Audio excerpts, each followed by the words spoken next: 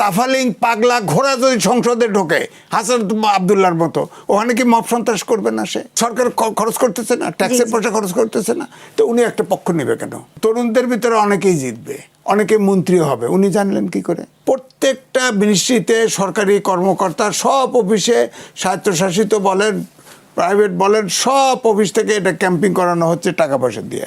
আপনি বলেন তো, ডিসি, এসপি, ইউএনও এরা কি সরকারি অফিসের না? এখন ধরেন হাবোর্ড যখন ব্যালটটা যাবে, এরা কি করবে? হাবোর্ড পাশ করে দিতে হবে না? এরা তো সরকারি কর্মকর্তা। ডক্টর মোহাম্মদ ইউনূস এবং এই সরকার যখন নেমেছে ভোটের জন্যে, হ্যাঁ, তো তাহলে তো ডিসি, এসপি তারা তো ইলেকশন রিটার্নিং অফিসার।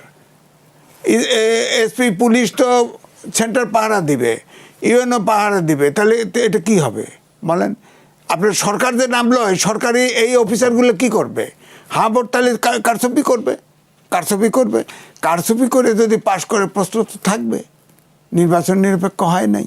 এমনিতে তো আপনার নির্বাচনে আপনি দেখেন ওই যে হাসনাত সাহেব, তিনি নাকি একা প্রার্থী, তার কোর্টে শুনানি হচ্ছে না। যে লোকের প্রার্থিতা বাতিল করেছে সে আপনার ব্যাংক ডিফল্টার ছিল, হ্যাঁ, সে পয়সা পাতি সব দিয়ে দিয়েছে, সে ডিফল্টার নেই, তার ওয়াইফ আছে, ওয়াইফকেও ইলেকশন করতে দিবে না। বলেন, ওখানে ইসলামিক আন্দোলন বাংলাদেশ নাই? এরকম একটা তাফালিং পাগলা ঘোড়া যদি সংসদে ঢোকে হাসান আব্দুল্লাহর মতো, ওখানে কি মব সন্ত্রাস করবে না? সে ওখানে তো বিএনপির দায়িত্ব হচ্ছে ওর প্রতিপক্ষ যে থাকে তাকে পাশ করানো, এবং সেই পাশ করবে। যে ধারণা দেওয়া হচ্ছে যে হাসান আব্দুল্লাহ বিনা প্রতিদ্বন্দ্বিতায় পাশ করে যাবে, অসম্ভব।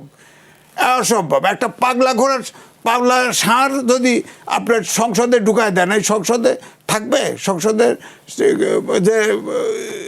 যে কাজের জন্য সংসদ ফাংশন করতে পারবে? পারবে না। যে হাসনাত আব্দুল্লাহ তিনি জিতবেন না, তার এখনো জিতবেনও না, তার সংসদ সদস্য হওয়ার যোগ্যতা তার অর্জন করে নাই। এরা হচ্ছে মব সন্ত্রাসী, এরা সব জায়গায় এরে নামাও, এরে উঠাও, এরে খাও, এরে ধরো, এগুলি করে। এখনো সব এই ডক্টর মোহাম্মদ ইউনূস এই ইয়াং জেনারেশনকে নষ্ট করে দিছে। আপনি দেখেন, বলছে না যে অনেকেই, ডক্টর মোহাম্মদ ইউনূস বলেছে না যে তরুণদের ভিতরে অনেকেই জিতবে, অনেকে মন্ত্রী হবে। উনি জানলেন কি করে? অন্য দলেরও তো তরুণরা আছেন। অন্য দলের কথা না, উনি যা বলছে এটা বোঝা যায়। আমরা তো ব্যাক করলাম, ইউনূসের মতো তো ব্যাক করলাম আমরা। উনি তো অনেক থিওরি দিয়ে সারা পৃথিবীতে ঘুরে বেড়াচ্ছে। বাংলাদেশে তো একটা থিওরি বাস্তবায়ন হয়নি তার। তা সে আসার পরে আরো ফোকলা হয়ে গেছে।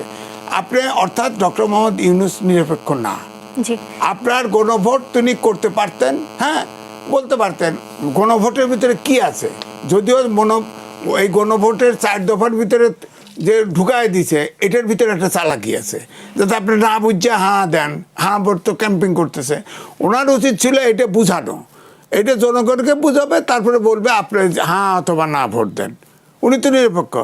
উনি ধরেন আমি না ভোট দিলাম, কথার কথা, না ভোট দিতে আমিও ট্যাক্স দিই, তুষার ভাইও ট্যাক্স দেয়, আপনিও ট্যাক্স দেন, আপনার বাবা দেয় তো।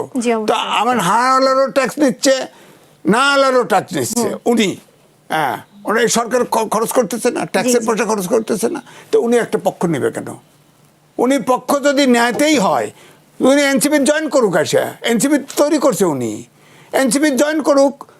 ওইটা সুপ্রিম কোর্টে পাশ করে গেছে, বলছে যে নেক্সট ইয়ার থেকে কার্যকরী হবে তত্ত্বাবধায়ক সরকার। ওটাকে হিয়ারিং দেওয়ার এই বছরেই নিয়ে আসুক। উনি তো ফেল করছে। তো যদি 106 অনুচ্ছেদে যদি রেফারেন্স আনতে পারে, এখানে যায় সুপ্রিম কোর্টে আপিল করুক যে আমরা নির্বাচন করতে পারতেছি না, নিরপেক্ষতা রক্ষা করতে পারতেছি না, আপনি 1 বছর আগে রায় দিচ্ছে, এটা রিভিশনে দিয়ে যে এটাকে এবারেই তত্ত্বাবধায়ক সরকার কার্যকরী করে দেন। উনি তো ইলেকশন পারতেছে না, নিরপেক্ষতা রক্ষা করে কিচ্ছু ঠিক করতে পারতেছে।